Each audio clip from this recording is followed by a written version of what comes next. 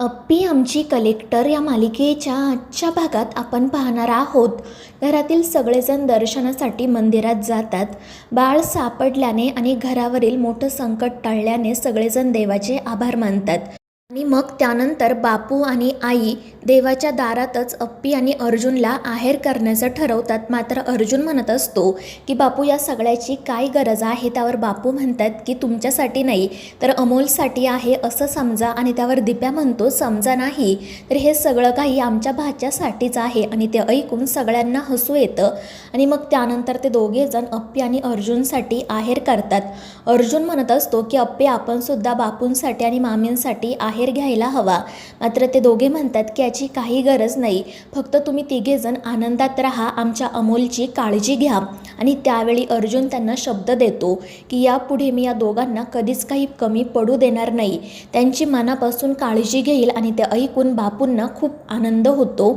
आणि त्यावेळी दिप्या म्हणतो की माझी देवाकडे अजून एक प्रार्थना आहे की तो बंट्या आणि ती मनी मावशी आपल्या आयुष्यातून कायमचे निघून जावोत. आणि त्यावेळी रुपाली म्हणते की खरं तर त्यांनी जे काही केलं आहे ना, त्यासाठी त्यांना तुरुंगातच टाकायला हवं. तर दुसरीकडे छकुली आणि तिचे मित्रमैत्रिणी अजूनही मनी मावशी आणि बंट्याच्या भोवतीच घोषणा देत असतात. ते सगळेजण मनी मावशी आणि बंट्याला भिकारी आणि चोर म्हणत असतात.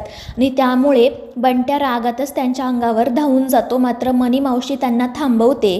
ती बंट्याला समजावते की जर आपण या पोरांना काही केलं ना तर त्यांचे आईवडील आपल्याला सोडणार नाही. आणि मग त्यानंतर ती मुलं तेथून निघून जातात. तर बंट्याला खूप त्रास होत असतो, त्याचं तोंड दुखत असतं. त्यामुळे मावशी त्याला सांगते की तू काही बोलू नको. मात्र बंट्या म्हणत असतो की तू जा आणि सगळ्या गावासमोर त्या सरकाराचं सत्य सांग. त्यावर मनी म्हणते ठीक आहे. आणि मग ती सरळ मंदिरात जाण्यासाठी निघते. पण सरकार तिला अडवतात. त्यामुळे मनी खूप चिडते. तर सरकार तिला विचारतात की जर इथे तोंड उघडलं आणि तमाशा केला तर माझ्या इतकं वाईट दुसरं कोणीही नसेल. मात्र मनी काही ऐकत नाही. ती सरकारांना धमकी देत म्हणत असते की मी तुमच्या घराचे तुकडे केल्याशिवाय गप्प बसणार नाही. आणि त्यावेळी मग सरकार तिलाही धमकी देतात की जर तू सत्य सांगितलं तर मग मी तुझ्या बंट्याला गायब करेल.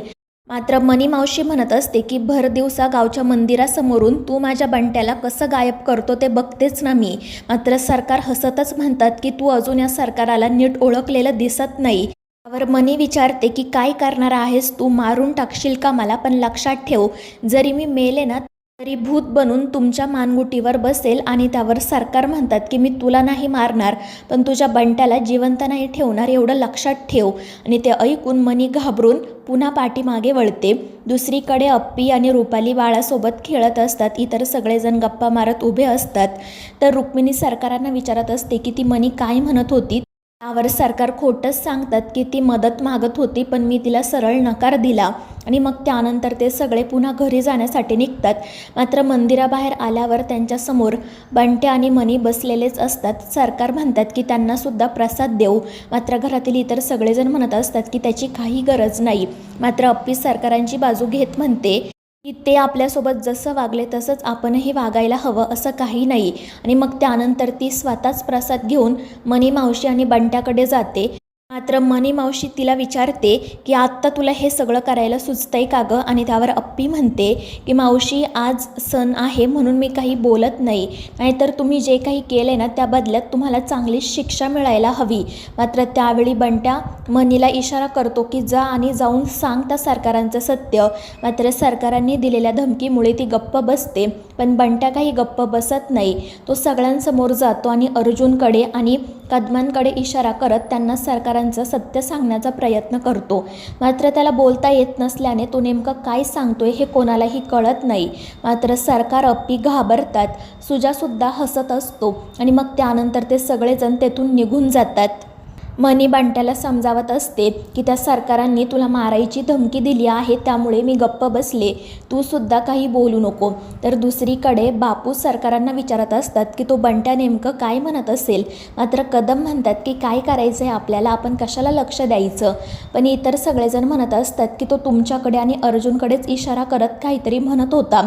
तर सुजा मुद्दाम आगीमध्ये तेल टाकण्याचा प्रयत्न करत असतो आणि म्हणत असतो की त्याला नक्कीच काहीतरी महत्त्वाचं सांगायचं असेल.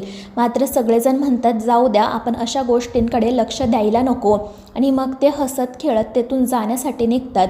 मात्र सुजा हळूच अप्पीला म्हणत असतो की मला कळते तू या सगळ्या गोष्टींकडे दुर्लक्ष करते, पण आज ना उद्या अर्जाला सत्य कळणार आहे आणि मग काय होईल याचा विचार कर. त्यामुळे अप्पीसुद्धा घाबरते. त्यानंतर संध्याकाळी ती बाळाला घेऊन बसलेली असते, पण ती सतत मंदिरात घडलेल्या गोष्टीचाच विचार करत असते. तिला भीती वाटत असते की जेव्हा हे सत्य अर्जुन समोर येईल तेव्हा या घराचे तुकडे होण्यापासून कोणीही वाचवू शकणार नाही. त्याचवेळी अर्जुन त्या ठिकाणी येतो.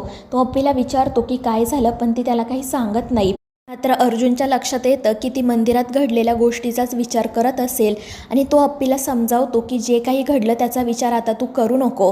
आता वाईट दिवस मागे सरले आहेत आणि चांगल्या दिवसांची सुरुवात झाली आहे. आणि त्यावर अप्पीसुद्धा हसून हो म्हणते आणि मग ती अर्जुनला सांगते की उद्या मी बाळाला घेऊन ऑफिसला जाणार आहे. आणि ते ऐकून अर्जुन खूपच खुश होतो. तर मित्रांनो, या मालिकेच्या पुढील भागांच्या अपडेटसाठी आपल्या चॅनेलला सबस्क्राईब करा.